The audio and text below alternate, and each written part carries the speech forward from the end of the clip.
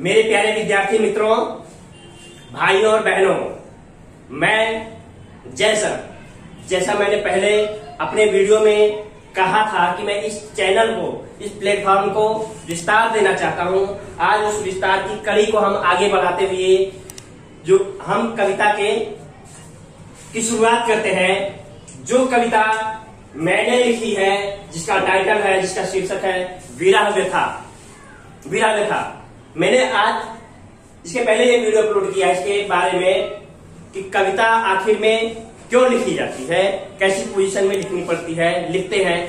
तो मैंने बात किया था कि कविता ज्यादातर मोस्टली कविताएं कोई दुख की अवस्था में, कोई ऐसी घटनाएं घटित होती है, कोई ऐसे उनके मन को, दिल को आघात लगता है और ऐसे में शब्द रूपी धारा निकलती है मुझसे और कविता का स्वरूप धारण कर लेती है। मैंने सुबह में अपने वीडियो में बताया था, कुमार विश्वास का भी उदाहरण दिया था, महर्षि वाल्मीकि का उदाहरण दिया था, बहुत ढेर सारे उदाहरण दिए थे। तो आज मैं भी ये कविता को लिखा हूं। मेरे हृदय की वेदना है, व्यथा है, दुख है, दर्द है, जो इस कविता के अंदर है, किसी की मतलब सार्वजनिक रूप से सभी के जीवन को टच करती है। आज हम इस कविता को शुरुआत करते हैं। मैं इस प्लेटफॉर्म से, इस चैनल के माध्यम से दो लाइनें पहले बोलना चाहता हूं। मैं आज इस मंच से आगाज करता हूं, कवि रसिकों का आह्वान करता हूं। मैं आज इस मंच से आगाज करता हूं, मैं कवि रसिकों का आह्वान करता हूं। आओ इस चैनल पर, इस मंच पर मिलकर प्रस्थान करते हैं, एक नई दुनिया का कारस्तान रचते हैं। एक नई दुनिया का कारस्तान रचते हैं। हम अपनी कविता के बारे में बात करते हैं जो लिखी गई है। सभी को मेरा विश्वास है ये मेरी रचना है, बहुत अच्छी रचना है। और शुरुआत करता हूं, मुझे भी, मैं अगर बात करूं कि इसकी शुरुआत ये है जो मैंने लिखा है, हैरान हूं मैं तुम्हारी बातों को सुनकर, हैरान हूं मैं तुम्हारी बातों को सुनकर, कैसे मैं झेल पाऊंगा नित नए अल्फाज सुनकर। हैरान हूं मैं तुम्हारी बातों को सुनकर और कैसे मैं झेल पाऊंगा नित नए अल्फाज सुनकर। आगे, कहीं उल्टा न पड़ जाए सनम, कहीं उल्टा न पड़ जाए तुम पर सनम ये सितम झेलकर, कहीं उल्टा न पड़ जाए सनम तुम पर ये सितम झेलकर, और कहीं परेशान न हो जाओ। इसमें देखिए, कवि ने जिसके लिए कविता लिखी है उसके लिए वो परेशान भी है। कवि ने जहां पे लिखा है, जिसके लिए लिखा है, उसके लिए परेशान भी है और उसे कहता भी है, उसकी तकलीफ को नहीं देख पा रहा है और कह रहा है, कहीं उल्टा न पड़ जाए तुम पर सनम ये सितम झेलकर, और कहीं परेशान ना हो जाओ सनम ये सितम झेलकर, कहीं परेशान ना हो जाओ सनम ये सितम झेलकर। मैं आपसे एक सवाल करना चाहता हूँ कि आपने कविता क्यों लिखी और किसकी प्रेरणा से लिखी? मैं इसका जवाब ये देना चाहूंगा कि ये कविता जैसे मैंने बताया, मैंने कविता जैसे ये बताया कि एक प्रेरणा होती है, कोई दुख की अवस्था में लिखता है, कोई सुख की अवस्था में लिखता है, कोई कभी किसी के दिल को आघात लगता है, कोई बातें चुभ जाती है, ऐसी परिस्थिति में लिखी जाती है। जैसे कि मैंने महर्षि वाल्मीकि ने भी लिखी थी, और एक मैंने कवि का उदाहरण दिया था कि वो कवि जाते हैं और वहां पे दुकानदार कौवे को मारता है, कोयले का टुकड़ा उठा करके मारता है और उसके दुख की वेदना, और कौवा मर जाता है और उसके हृदय की वेदना, उसके दुख को व्यक्त करने के लिए लिखता है, काग दही पर जान गयो। तो इस तरह से कविता मुझे भी एक कोई दुख है, इसलिए कविता के अंदर कोई दुख झलकता है, कोई दर्द झलकता है, कोई विरह झलकती है, कोई व्यथा झलकती है। और जो प्रेरणा मिलती है, किसी को भी कविता लिखने की जो प्रेरणा मिलती है वो सरस्वती की प्रेरणा होती है। सभी के दिलों में, दिमाग में सरस्वती की प्रेरणा से लोग लिखते हैं और इस तरह से कविता लिखा जाता है। मुझे, अगर मैं अपने बारे में बात करूं, किसी ने मुझे भी कहा था आज मैं इस चैनल से कहना चाहता हूं कि यह कविता के पीछे एक मोटिव ये है, प्रेरणा ये है कि तुम किस खेत की मूली हो। Yes, this is my word. और ये वर्ड मुझे बहुत आघात कर गए। और वहीं से किसी ने कहा था, किसी को कहा था, किसी ने किसी को कहा था कि आप किस खेत की मूली हो। और ये दर्द, ये दुख कभी से बर्दाश्त नहीं हुआ और ये लाइनें आ गई कि हैरान हूं मैं तुम्हारी बातों को सुनकर, हैरान हूं मैं तुम्हारी बातों को सुनकर, कैसे मैं झेल पाऊंगा नित नए अल्फाज सुनकर। तो हैरान हूं मैं तुम्हारी बातों को सुनकर, कैसे मैं झेल पाऊंगा नित नए अल्फाज सुनकर।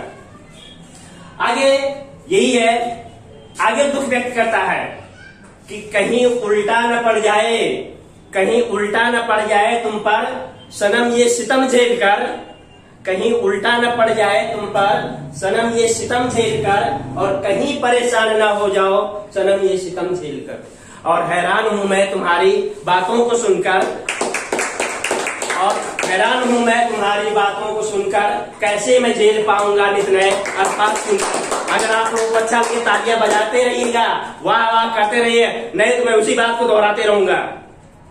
इसलिए आप लोगों की जरूरत पड़ती है। आप लोगों को अच्छा लगे तो तालियां बजनी चाहिए, वाह निकल लीजिए। आगे जो कवि लिखता है, आगे कवि लिखता है, कवि लिखता है एक छोटी सी बाला, एक छोटी सी बाला कैसे बदल गई लम्हों से गुजरकर, एक छोटी सी बाला कैसे बदल गई लम्हों से गुजरकर, और समझती नहीं है कुछ भी सब कुछ समझकर। और हैरान हूं मैं तुम्हारी बातों को सुनकर, कैसे मैं झेल पाऊंगा नित नए अल्फाज सुनकर। तो एक कवि की प्रेरणा है, एक कवि के दुख है, एक दर्द है, और एक आपसे मेरा एक सवाल है, एक भोली सी बाला के माध्यम से आप किसको संदेशा देना चाहते हैं? एक भोली सी, ये मैंने बताया कि ये कविता जो लिखी गई है किसी की व्यथा है, किसी का दर्द है, किसी का दुख है, किसी का है। तो एक भोली सी बाला ये सार्वजनिक है, एक कोई कैरेक्टर है, इस कविता के अंदर कोई एक कैरेक्टर है, कोई एक बाला है जो सार्वजनिक तौर पे है, मतलब कोई किसी के, ये सभी की सार्वजनिक जिंदगी से, सभी की जिंदगी से जुड़ता है, इसलिए किसी की व्यक्तिगत जिंदगी से जुड़ा हुआ मामला नहीं है, या किसी का व्यक्तिगत तौर पे नहीं है, ये सार्वजनिक तौर पे होता है। और कोई भी किसी की भी जिंदगी साथ में घटनाएं होती है, तो इस तरह से उसमें लिखा गया है एक भोली सी बाला। वो किस तरह से एक बाला होती है, एक बालिका होती है, किस तरह की परिस्थितियां उसकी जिंदगी में गुजरती है, और कुछ समय के पश्चात वो बाला, वो बालिका, वो लड़की किस तरह से बदल जाती है। इसमें यही कहा गया है, एक भोली सी बाला कैसे गुजर गई, या एक भोली सी बाला कैसे बदल गई लम्हों से गुजरकर, एक भोली सी बाला कैसे बदल गई लम्हों से गुजरकर, और समझती नहीं है कुछ भी सब कुछ समझकर। आपकी आपकी बात सुननी चाहिए। आगे हम बात करते हैं, आगे क्या कह रहा है कवि, इसके बारे में, उस बालिका की समझदारी के बारे में कह रहा है, उसके बारे में कह रहा है, वो उसकी गलती को हाईलाइट कर रहा है। और क्या कह रहा है, बेसमझ थी वो, बेसमझ थी वो। कौन बेसमझ था? वो बालिका बेसमझ थी वो जो कदम नहीं रख पाई संभल कर, बेसमझ थी वो जो कदम नहीं रख पाई संभल कर, आज उसका ही बदला, मतलब गलतियां खुद कर रही है और बदला किससे ले रही है? कवि से ले रही है। बेसमझ थी वो, बेसमझ थी वो जो कदम नहीं रख पाई संभल कर, लेकिन क्या कर रही है? आज ही उसका वो बदला ले रही है हमसे ही गिनकर। और हैरान हूं मैं तुम्हारी बातों को सुनकर, कैसे मैं झेल पाऊंगा नित नए अल्फाज सुनकर। तो इस तरह से व्यक्त किया गया है। आगे कल कहता है, आगे उसके नेचर को व्यक्त कर रहा है, उसके अंदर का जो बदलाव है, उस बालिका के अंदर जो बदलाव आया है उसको व्यक्त किया है, उसके दुख को व्यक्त किया है, अपने दर्द को व्यक्त किया है। छला जिसने उसको गिरती है उसकी ही बाहों में झूलकर, छला जिसने उसको गिरती है उसकी ही बाहों में झूलकर, मगर सहा जिसने उसको